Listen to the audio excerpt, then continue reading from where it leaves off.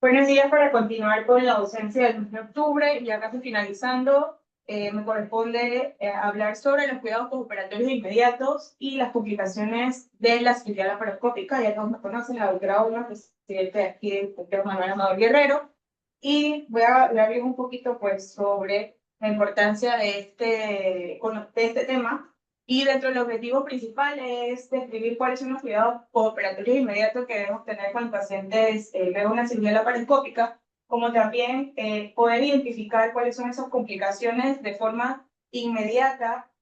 luego de un procedimiento laparoscópico, desde las complicaciones inmediatas hasta los signos de forma tardía, que pues nos puede complicar el transcurso de la recuperación de la paciente. También conocer un poquito de las estrategias y la prevención y la educación del paciente que debe tener antes de que se someta a un procedimiento de mínima invasión.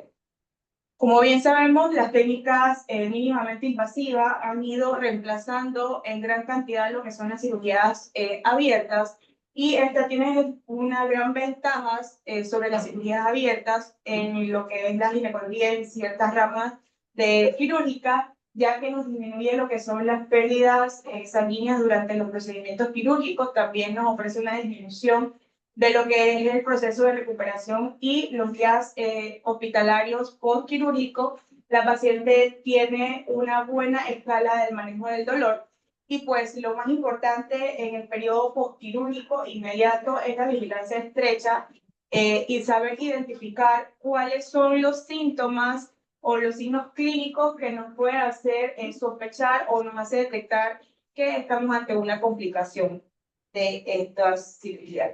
Como bien conocemos, la cirugía en ginecología pues se considera que es segura, tiene una mínima tasa de lo que son complicaciones, y se estima que tiene una incidencia global entre 3.2 por cada 1000 pacientes la que se somete a una cirugía de mínima invasión, pudiendo destacar que el 50% de estas complicaciones, aunque son mínimas, ocurren en la primera entrada. Entonces, también las incidencias con respecto a las complicaciones de la cirugía va a disminuir en el momento oportuno que tengamos un cirujano con mayor experticia en el momento de aplicar este procedimiento. Algunas ventajas de la cirugía laparoscópica, ya todos lo conocemos, pues vamos a tener menor riesgo de sangrado, menor incidencia de transfusiones. Igual va a depender del procedimiento que se esté realizando. Vamos a tener menos riesgo de infecciones en sitios quirúrgicos, pues ya las cirugías o los puntos de acceso son de 2 centímetros, 3 centímetros por lo más. Vamos a tener menor escala de dolor postquirúrgico, y la estancia hospitalaria y de recuperación va a ser en menor proporción. Y por lo tanto, el tener a un paciente.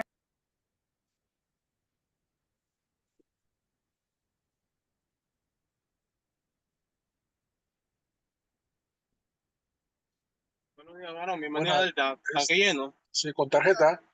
Ajá. Sí, no hay problema. De 9 a 5, lleno. Sí.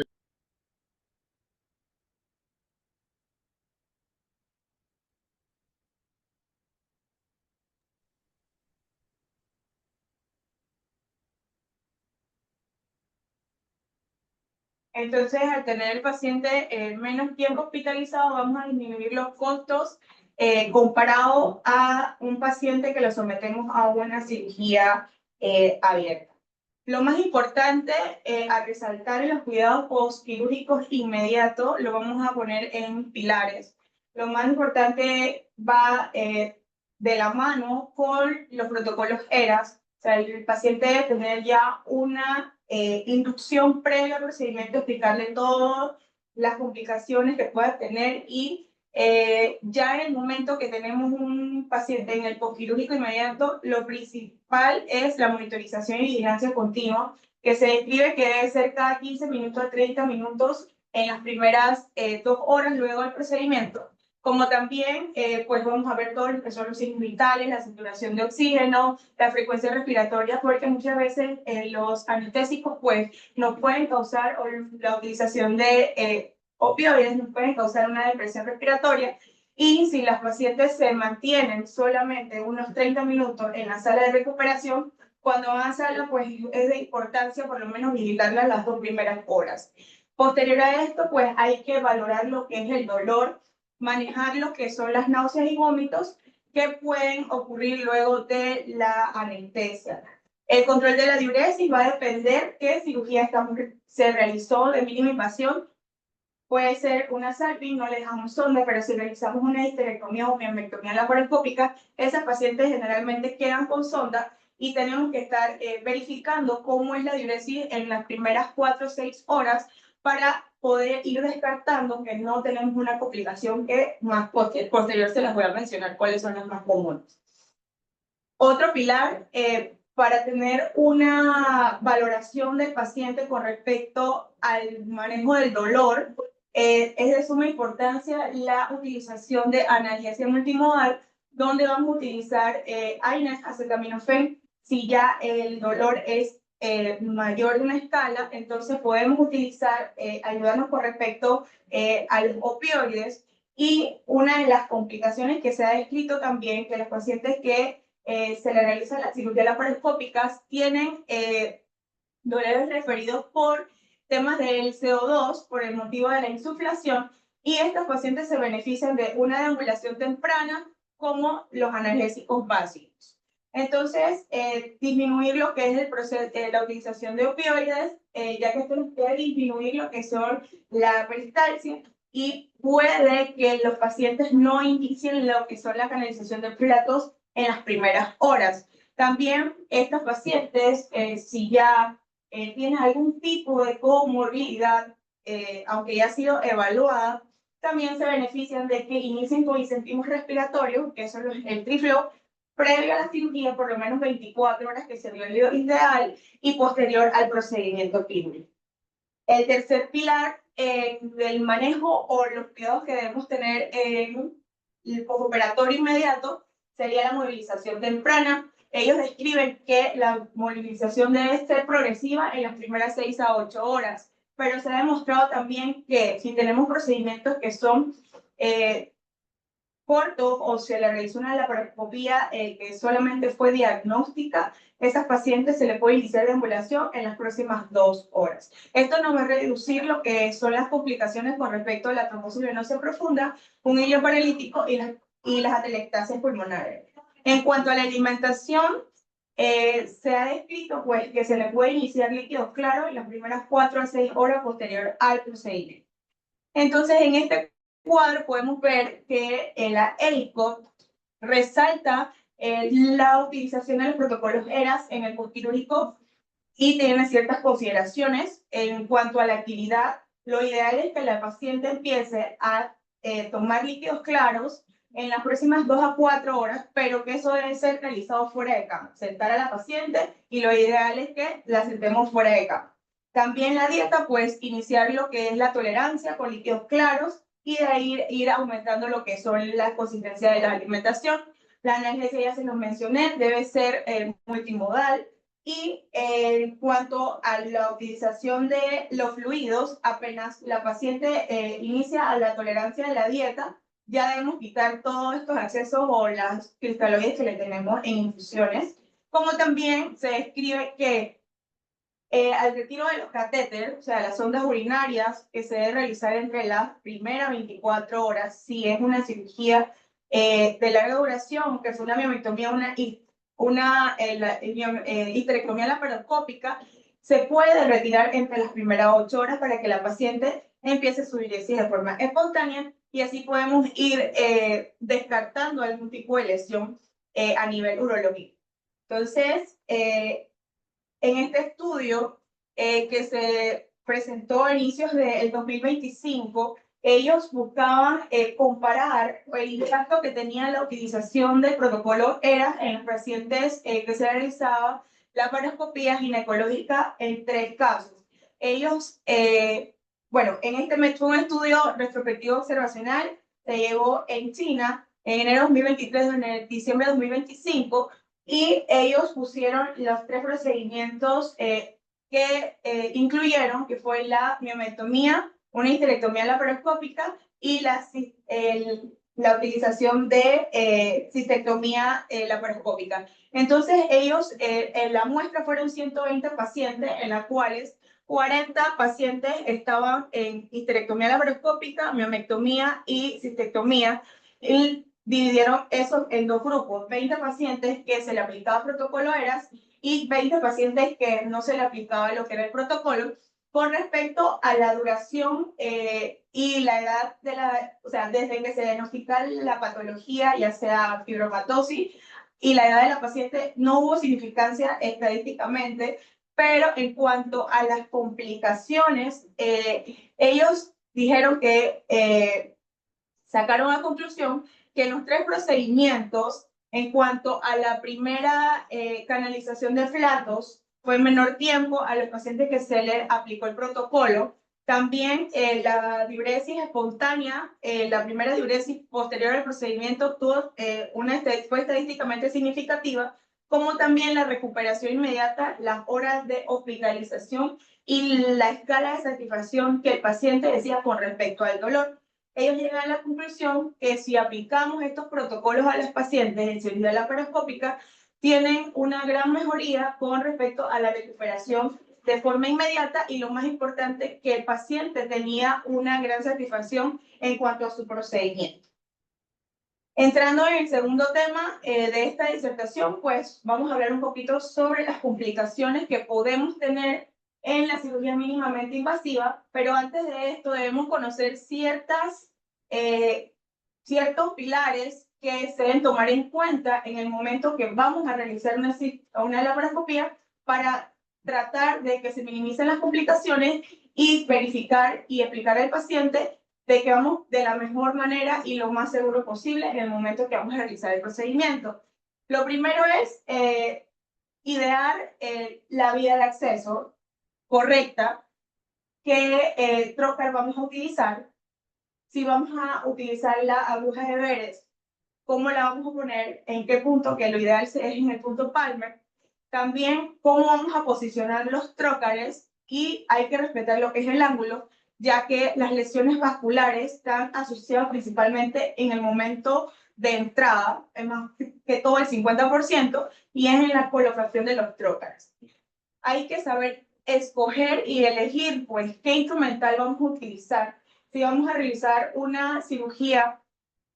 ejemplo, una salpingectomía, podemos utilizar trócares de 5. Eso nos va a disminuir los riesgos con respecto a las lesiones vasculares, como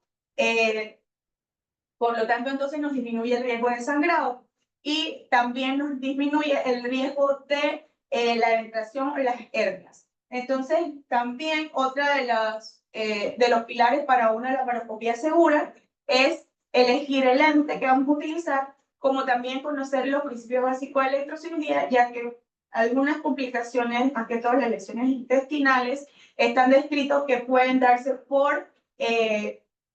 efectos térmicos. Entonces, en el momento que estamos ya en el procedimiento, tenemos que utilizar la instrumentación correcta con respecto a los grappers o las pinzas que vamos a utilizar, ya que en el momento de hacer algún tipo de prensión o tracción, también podemos ocasionar un daño al tejido. Otra de los pilares, pues, es la posición correcta de los instrumentos.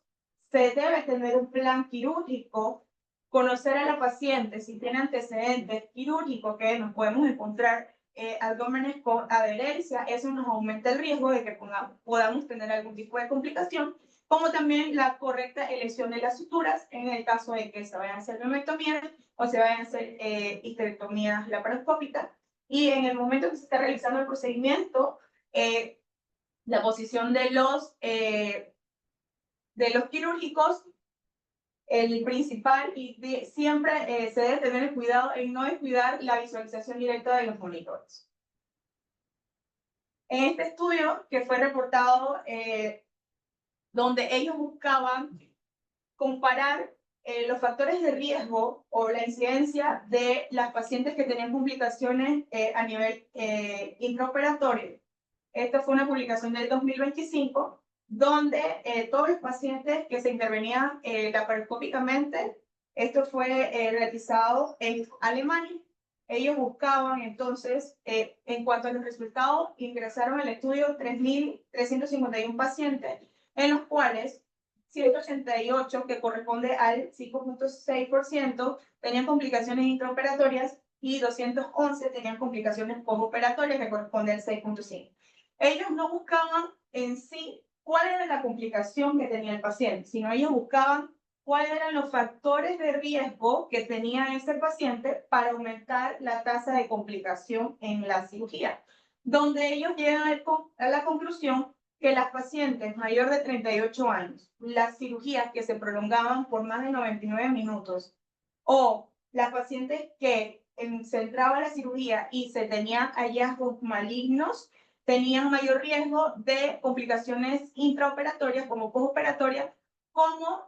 también las pacientes que tuvieron descenso de la hemoglobina de 2 gramos por decilitro, también aumentaba el riesgo de complicaciones en su postoperatorio. También ellos resaltan que las pacientes que tenían una evaluación por la parte anestésica, ASAP-3, que ya tenía algún tipo de comorbilidades, pacientes con problemas respiratorios, problemas cardíacos, obesidad, aumentaba el riesgo de que se complicaran en el procedimiento. Este es otro estudio que ellos buscan entonces describir cuáles eran las complicaciones, buscando si la complicación se daba en la primera entrada, y esto iba a depender de la clasificación Claville-Bindo, que se lo muestro en la siguiente tabla, donde en este primero ellos demuestran la prevalencia de la indicación de la cirugía laparoscópica ginecológica, en el cual el 31% correspondía a lo que era una patología cervical. Esta clasificación Claville-Bindo, más que todo, se hizo para tener un consenso en cuanto a las complicaciones quirúrgicas. Entonces ellos aplicaron cuál era la complicación respecto a esta estadística, a esta tabla, en las pacientes que fueron sometidas a la laparoscopía de las patologías mencionadas. Entonces, el grado 1 son pacientes que simplemente con analgésico, fisioterapia, de la complicación no tenía mayor repercusión, y el grado 2, entonces ya necesitaba un tratamiento que era más a fondo con respecto a tratamientos que requerían entonces lo que era transfusión de sangre, más días intrahospitalarios, y que necesitamos pasarle entonces algún tipo de nutrición o antibiótico-terapia de forma intravenosa. Como tanto, ellos en este estudio, que fue retrospectivos, de las 513 cirugías laparoscópicas que se realizaron, 4.3% tuvieron complicaciones, en la cual también resaltan que hay otra clasificación, que es la de la Royal College, donde las complicaciones tipo 1, tipo 2 y tipo 3 incluían la tipo 1, eran las complicaciones de forma inmediata y que no tenían efectos adversos inmediatos. Y las complicaciones tipo 2, entonces, que había que evaluar y que eran, pues, aumentar el riesgo también hasta de infecciones. Entonces, como resumen, las complicaciones las podemos clasificar en forma inmediata o forma postoperatorias, y las principales lesiones que se dan en la mínima invasión son las lesiones intestinales, lesiones vasculares y las complicaciones anestésicas. En marzo del 2025, en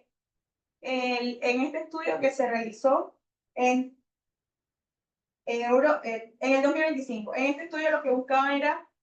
caracterizar las características clínicas y los factores de riesgo que las pacientes iban a tener complicación. Esto fue en Israel,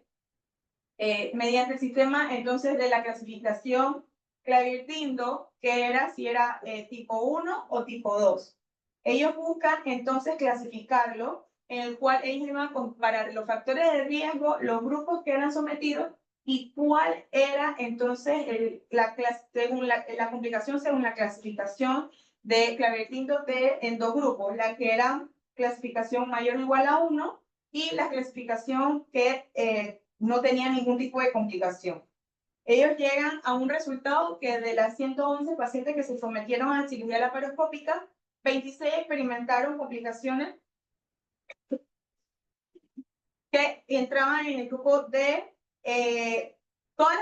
como conclusión, ellos llegan que todas fueron complicaciones menores, tipo 1, o que no tuvieron complicaciones, y en el caso ellos llegan a la conclusión que las pacientes que se someten a una miomectomía laparoscópica tienen poquito riesgo, o sea, por debajo del 0.5% de complicarse en la clasificación Clavel-Tinto tipo 1. Este es otro estudio que se realizó en México, perdón. Ellos buscan entonces comparar la relación del porcentaje de las complicaciones que tenían con respecto a la intervención. O sea, ya no iban a clasificar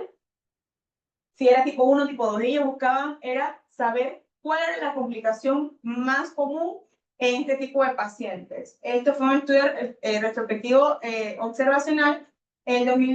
2018-2020 con 117 cirugías que llegan a estas tablas donde la mayoría, el 55% eran pacientes que eran sometidas a una histerectomía laparoscópica y las complicaciones de cirugía laparoscópica, ellos resaltan que lo principal fue lo principal fue las lesiones intestinales, la hemorragia, que lo describen con un porcentaje de 1.7, como también las lesiones vasculares y las lesiones vesicales. Entonces, ya conociendo que estas son las más importantes de las complicaciones que podemos tener inmediatamente, hablando un poquito sobre las lesiones vasculares, tiene una incidencia de alrededor del 0.01 al 0.64%, y esto está escrito que se dan principalmente en el momento en que se colocan los trocar y cómo se va a colocar, o sea, en el sitio de entrada. Y los mayores vasos de riesgo para producir una lesión que nos ocasione una lesión, un peritoneo, que tengamos que transfundir inmediatamente, pues son los vasos principales, la vena cava inferior, los vasos ilíacos, y en la pared abdominal, la principal o la más común en lesionarse hasta un 0.2% es la arteria epigástrica inferior, y corresponde a la colocación de los trócares laterales. Otras de las complicaciones descritas, pues la lesión intestinal tiene una incidencia del 0.06 al 0.65%. Está escrito que la principal lesión es en el momento de entrada cuando se coloca el trócar umbilical. Y el área de mayor lesión sería el intestino delgado y luego el intestino grueso. También se pueden hacer lesiones por colocación del trocar, o en el momento que estemos utilizando las pinzas, también cuando se hace una tracción brusca, se puede ver lesionado, o por efectos térmicos. Entonces, lo más importante, si tenemos o en el momento observamos que tenemos una lesión, pues resolverla inmediatamente, y si no nos percatamos que tenemos una lesión porque sea una lesión térmica, lo más importante sería el cuidado postoperatorio inmediato. Si la paciente presenta distensión abdominal, si están los signos vitales, si la paciente presenta fiebre, algún tipo de que nos haga sospechar de que tuvimos alguna complicación a nivel intestinal. Otras de las complicaciones también que podemos describir son las lesiones urológicas. Tienen una incidencia del 0.03 al 0.13%. Las lesiones van desde vejiga, también las lesiones ureterales, y el factor de riesgo son aquellas que tienen cirugías previas, pacientes con endometriosis, pacientes oncológicas tienen mayor riesgo, y lo principal de lesión es a nivel de la vejiga. Entonces, lo más importante en el operatorio inmediato, si no vemos en el procedimiento que estamos, ejemplo, ligando un uréter o se lesionó la vejiga y no nos percatamos en el momento que no debe ser, entonces la vigilancia estricta, la paciente va a tener retención urinaria, la paciente va a tener, puede usar con anuria, también con fiebre, dolor o distensión abdominal, y eso nos puede hacer sospechar que tenemos pues o una hematuria, una lesión a nivel vesical o a nivel del ureter. Otra de las complicaciones descritas es asociada a la utilización del CO2. El más común es el efisema subcutáneo, es cuando colocamos los trócares y se hace lo que es el que lo queremos lograr el neumoperitoneo, pero no llegamos hasta cavidad y eso queda en el subcutáneo y eso produce entonces lo que es el efisema y puede ocasionar lo que es el desgarro del peritoneo, fuga de CO2, y lo principal es detectarlo, y el postoperatorio que les mencioné, la paciente puede cruzar con dolor a nivel de los hombros y lo ideal es que la paciente empiece la deambulación, se le dé analgesia y la vigilancia estrecha por 24 horas porque se ha descrito que en menos de 24 horas pues la paciente ya va a mejorar los síntomas. También la embolia gaseosa es una de las complicaciones que tiene mayor riesgo o mayor mortalidad, pero es una complicación por debajo del 0.1%, o sea, es muy raro que 0.02%, es muy raro que ocurra, pero si se llega a dar en el procedimiento es cuando ya se da una lesión venosa, se da la infusión del CO2 a nivel de los vasos, y esto va a conducir a una embolia y esto se va a repercutir hemodinámicamente de forma inmediata. La paciente va a presentar taquipnea, puede presentar disnea, aunque la paciente ya esté intubada, los signos vitales se van a ver alterados y cursa con hipoxia y es una complicación altamente con riesgo de mortalidad. El manejo, pues, se debe dejar de infundir lo que es el CO2, se debe quitar lo que es la infiltración, posterior a eso la paciente se puede colocar en decúbito lateral izquierdo, hidratación, oxígeno y los cuidados pues de la vía aérea, que ya la paciente debe tener una vía aérea segura. Otra de las incisiones o complicaciones que podemos ver a nivel serían las hernias incisionales. Es muy raro que ocurra, sin embargo esto va a depender del tipo de trocar en el que vamos a utilizar, ya sea el diámetro. ¿Sí? Los que han ido a hacer una operación escuchan que tenemos trocar de 5, trocar de 10, trocar de 12. Sin embargo, cuando utilizamos los trocar de 5, la complicación de que se dé una hernia es muy baja. Sin embargo, si ya utilizamos trocar de 12, se describe que puede ocurrir un 3.1% que se dé una hernia si no realizamos el cierre de la fascia correctamente. Entonces, esto es un resumen de las podemos nosotros para más práctico, complicaciones que vamos a ver que sean complicaciones mayores o complicaciones menores, complicaciones importantes que deben estar pendientes en el momento de la cirugía, en el postoperatorio, por eso son los cuidados inmediatos, lesiones intestinales, las lesiones a nivel de la vejiga, la lesión de los uréteres, que la paciente curse con anuria, oliguria, retención urinaria, extensión abdominal, el paciente presente taquicardia, fiebre, que no mejore el dolor, porque lo ideal es que la paciente, como les mencioné, la escala del dolor es muy buena, maneja muy bien el dolor, aplicando lo que es el protocolo ERAS, entonces esas pacientes las tenemos que tener en vigilancia estrecha. Y complicaciones menores, que tengamos un tipo de sangrado, las craniectomías, por ejemplo, que son pacientes que ya el mismo procedimiento quirúrgico tiene mucho riesgo de sangrado, puede ocurrir lo que es el enfisema subcutáneo, que es una complicación que en 24 horas les va bien a la paciente con su analgesia, y las infecciones a nivel de sitio quirúrgico se describe que está por debajo del 2%, ya que a veces utilizamos 4 puertos y la mayoría son de 5, 10 o 12 milímetros, y lo que hay que tener cuidado es en el momento de que se va a cerrar la fascia cuando utilizamos trócares de mayor diámetro, que sería 10 o 12.